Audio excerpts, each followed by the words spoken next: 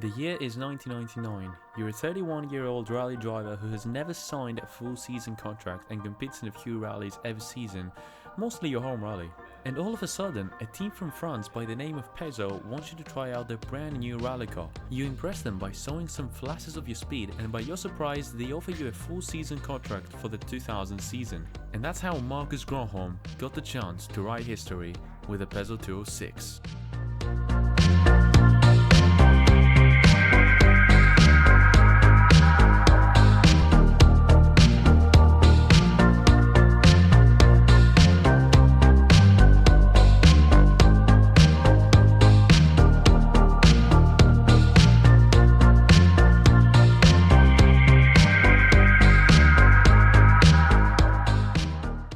Hello guys, and welcome back to my channel for a brand new video on WRC Generations. This video comes with a very special theme, as you might have understood from the introduction. This video is dedicated to this legendary car that you're seeing right now in front of your screens, the Peugeot 206, a car that wrote history for however long it was taking part in the championship. It's a car that wrote history, won a lot of championships, both on the Drivers' Championship and the Constructors' Championships.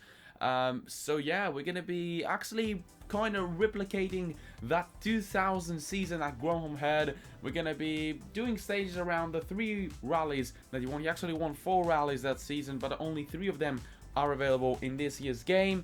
But we've got the car, which is a car that I've been asking to have in the game for quite a long time, and I'm very, very happy to finally have this car in the game. So let's get into the first stage and see how this car handles and talk a little bit of history around this car and the car and driver combination, which is Marcus Grönholm, my favorite rally driver. Let's do this.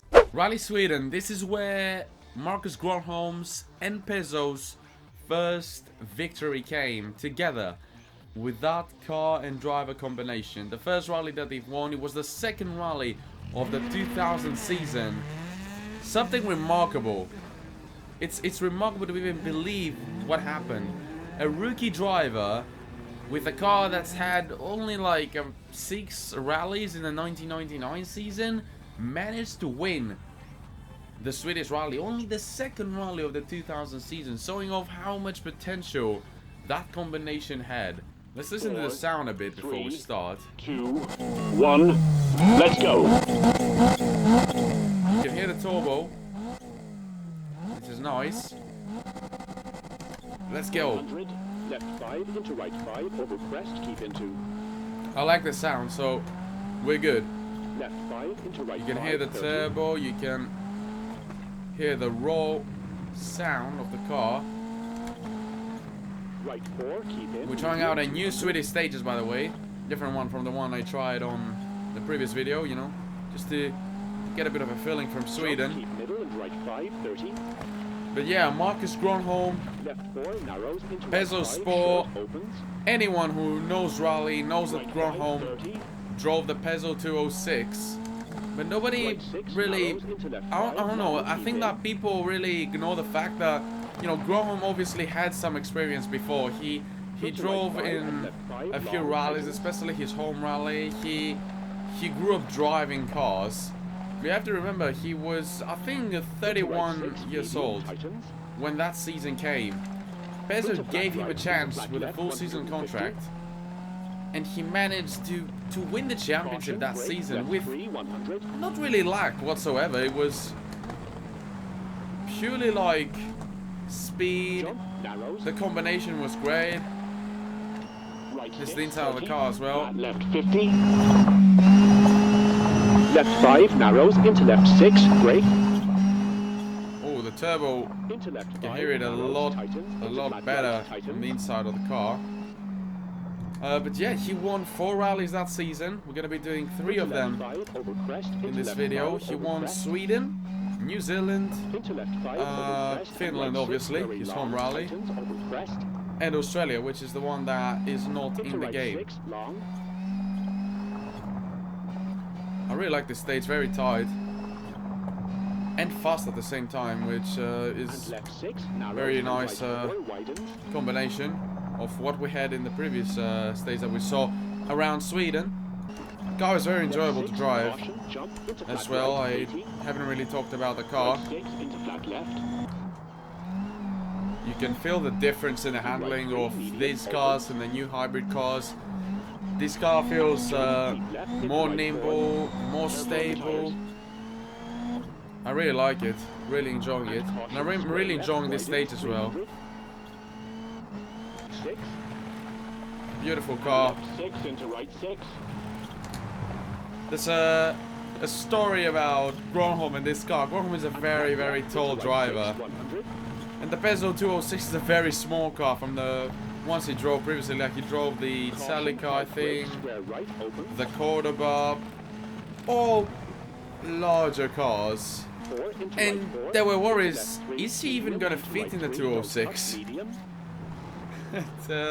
You know, he even laughed about it himself, like, you know, I might not have really been... He didn't really fit in the car. It was not the easiest thing to fit into, but it was the most... It was the greatest one to drive with. He absolutely loved this car, so he didn't really care about the space and anything else. It was an absolute beauty to drive. And for a driver to say that, you know, you've done something right. Peugeot, obviously we missed them in the Rally Championship for years. Hopefully we'll see them again one day, but they've done some incredible things, and one of those incredible things is that car, the Peugeot 206, and that's pretty much how Marcus Grönholm won the Swedish Rally. Not like that, obviously. It was a huge adventure throughout the entirety of the rally. But, yeah, we're now going to be moving into the next rally he won with Peugeot, which is the New Zealand Rally. Let's get into it, boys. New Zealand, the second rally that Marcus Grönholm won in his career, and established himself as a contender for the 2000 championship.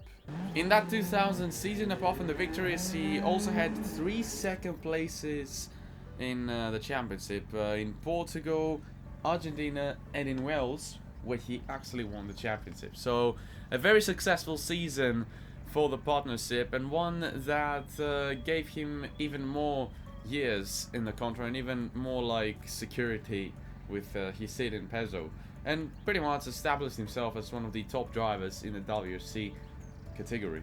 1, go. Right 6 into left 6.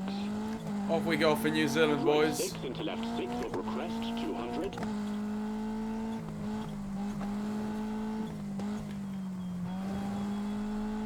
Caution, brake, keep right over jump and left 2, don't cut, narrows 50.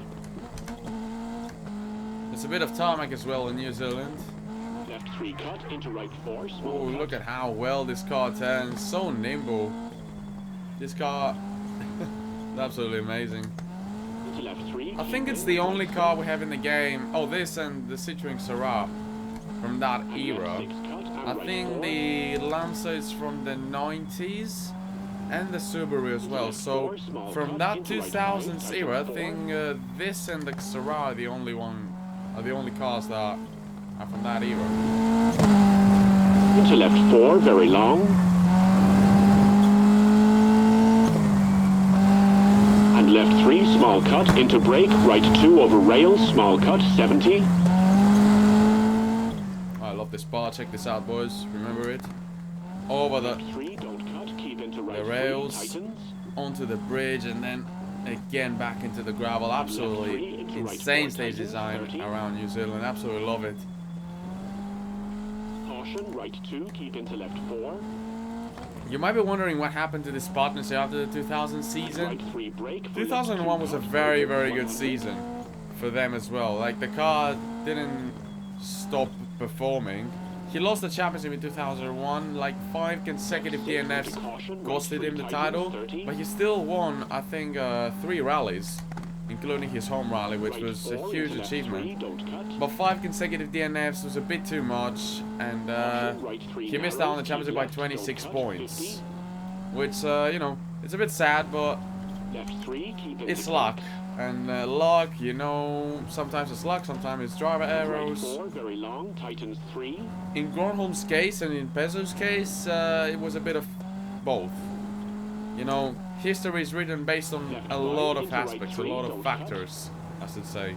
Most people don't even remember him for that 2000 season. It was more about the 2002 season that everything just clicked for both of them. He didn't have that legendary livery, he had the Marlboro livery. I'm gonna search it up on the livery editor if somebody has made this on this car. I highly doubt, because it's early days still in the game. But yeah, it was the perfect season for both bodies, for both Peugeot and for Grönholm. Grönholm won 4 rallies.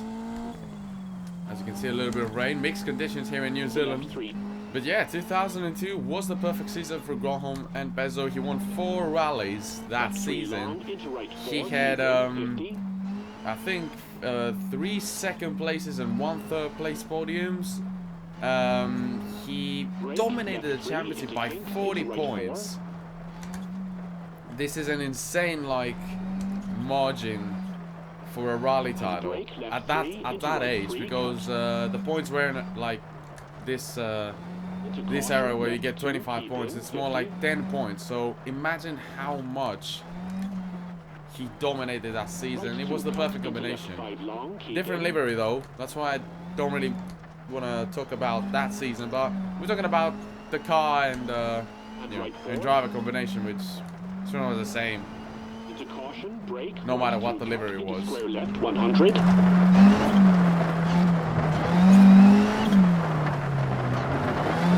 Right 3, don't cut and brake over bridge for danger. The car is very good also on these conditions. On the timer, we've got to be a little bit more careful because we're using gravel tires, obviously. Wet weather gameplay on WRC Generations in a beautiful location like New Zealand. I think there's no better place to try out mixed conditions than in New Zealand. But New Zealand Rally is over once and for all. And we're going to be moving into Rally Finland, where he got his first ever home rally victory. And it was the 3rd and final victory of this. Actually, it was 4 victories, my bad. It was also the Australian Rally, which we don't have in the game. But we're going to be ending this video with the home rally of Marcus Grönholm in the Peugeot 206, where he won his 3rd victory of that season. Let's do this. Rally Finland, Marcus Grönholm's favorite place. I think he won 6 times, 5 or 6 times, maybe even 7 times. I don't even remember. He won a lot of times there. It's his favorite rally. In front of us, the Xara of Daniel Elena and Sebastian Leb. But yeah, okay. But yeah, you know, the perfect combination. Perfect combination. Marcus Grönholm, Finnish rally, Peugeot 206. He won 3 times, I think, 5, in that 4, car there. 3, Let's 2, check it out. 1. We're off. Off we go. Should have put a gear there. Keep middle 100. Right 6. All out speed. 3 long, don't cut 80. These Finnish guys, you know, they grow up in these places. They know these roads. They've driven them so many times, and that's why they're so good in their own rallies. It's like, you know, I know the roads. Just you know, I'm gonna be the fastest. I know every single trick to be fast around here. They learn how to drive in these roads. He